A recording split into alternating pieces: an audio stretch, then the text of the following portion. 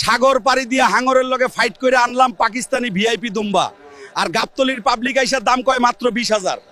Bulldozer ভাই, কোরবানি ঈদের জন্য দুম্বা বিক্রি করতে এসেছেন, কাস্টমার কত দাম বলে? সাগর পাড়ি দিয়ে হাঙরের লগে ফাইট করে আনলাম পাকিস্তানি ভিআইপি দুম্বা, আর গাবতলির পাবলিক আইসার দাম কয় মাত্র 20,000। আরে ভাই, 20,000 টাকায় তো আমি এই দুম্বার লগে শুধু সেলফি তোলার পারমিশন দিব। ফাজলামি পাইছেন? মেজাজটাই এমন খারাপ হইতাছে, মনে হইতাছে দুম্বা বেচন বাদ দিয়া যেই বেড়া এত কম দাম কইছে তারই এই কাদার ভিতরে চুবাইয়া হাটে বেচা দিই। আরে ফন্নি, বুলডোজার ডগ মামার ইন্টারন্যাশনাল ইজ্জতের পুরা 12টা বাজায় দিছে। বুলডোজার ভাই, রাস্তায় বসে টাকা চাইতে আপনার লজ্জা করে না? তো এখন আপনার 5 টাকার জন্য কি অফিস খুলে বসবো? মিস্টার বুলডোজার সাহেব, আপনার মতে বাংলাদেশের সবচাইতে বড় রাজনীতি বিশ্লেষক কে? আরে ভাই, এই যে চায়ের দোকানে বসে থাকা মুরব্বীদের দেখছেন, এরা যে পরিমাণ রাজনীতি বোঝে তা আমেরিকার ডোনাল্ড ট্রাম্পও বোঝে না। সবই মুতার জায়গায় গুতা দেওয়ার ধান্দা। দর্শক শ্রোতা, আজ আমরা শুনবো ডগি ভাইয়ের কাছ থেকে ভালোবাসার কিছু কথা। ডগিস ভাই, ভালোবাসা বলতে কি বুঝো? আমি আর কি বুঝবো, সবই মুতার জায়গায় গুতা দেওয়ার ধান্দা। নুনু দেখে। বুলডোজার ভাই, আপনি তো বাবাকেও দেখেন নাই, মাকেও দেখেন নাই, তাহলে বুঝলেন কিভাবে আপনি হিন্দু? নুনু দেখে, নুনু দেখে।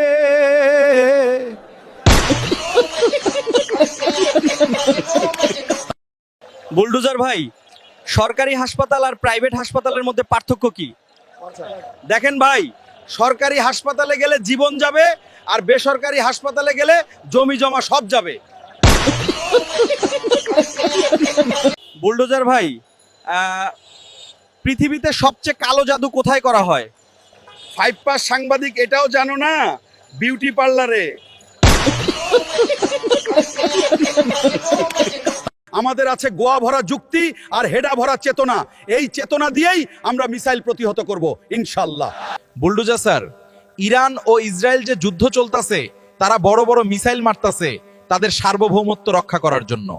আবার দেখলাম আমাদের প্রতিবেশী দেশ ভারত তাদের মিসাইল পরীক্ষা চালাচ্ছে। আমাদের তো কিছুই নাই। কে বলেছে কিছু নাই? আমাদের আছে গোয়া ভরা যুক্তি আর হেডা ভরা চেতনা। এই চেতনা দিয়েই আমরা মিসাইল প্রতিহত করব ইনশাআল্লাহ।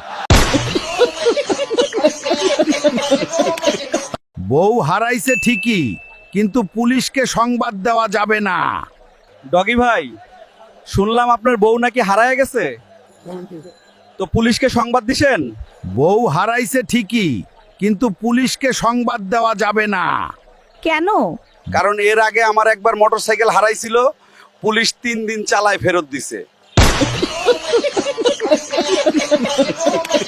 নেতা সাহেব, ফুটপাত দখল করে যে অবৈধ ব্যবসা চলছে তাদের সরাতে আপনারা ব্যর্থ কেন?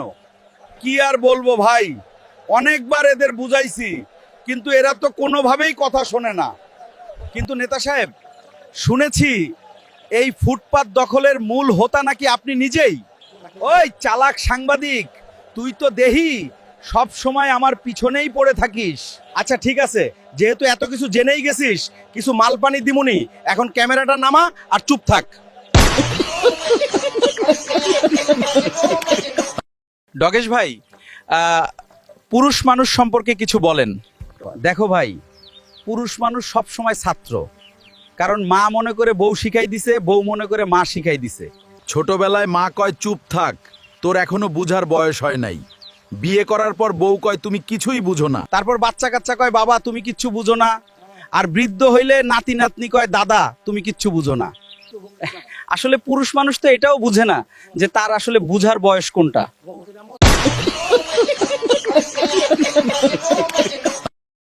তা পারবে কেন?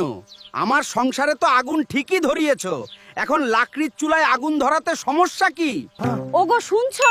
শুনছো? হ্যাঁ, আমাদের রান্নার গ্যাস শেষ হয়ে গিয়েছে। গ্যাস শেষ হয়েছে তো কি হয়েছে? লাকড়ির চুলায় আগুন ধরাও। আমি লাকড়ির চুলায় আগুন ধরাতে পারবো না। তা পারবে কেন? আমার সংসারে তো আগুন ঠিকই ধরিয়েছো, এখন লাকড়ির চুলায় আগুন ধরাতে সমস্যা কি? বুলোজার স্যার বলেন তো বউকে কিভাবে খুশি রাখা যায়? খুব সহজ, তোমার মানিব্যাগ খোলা রাখবে আর মুখ বন্ধ রাখবে, তাহলেই বউ খুশি। বুলডোজার ভাই, তোমাকে পুলিশ ধরে নিয়ে যাচ্ছে কেন? সরকার কইছে বেশি বেশি গাছ লাগাও, তাই আমি গাঞ্জা গাছ লাগাইছি। এইটা কি আমার দোষ নাকি সরকারের দোষ?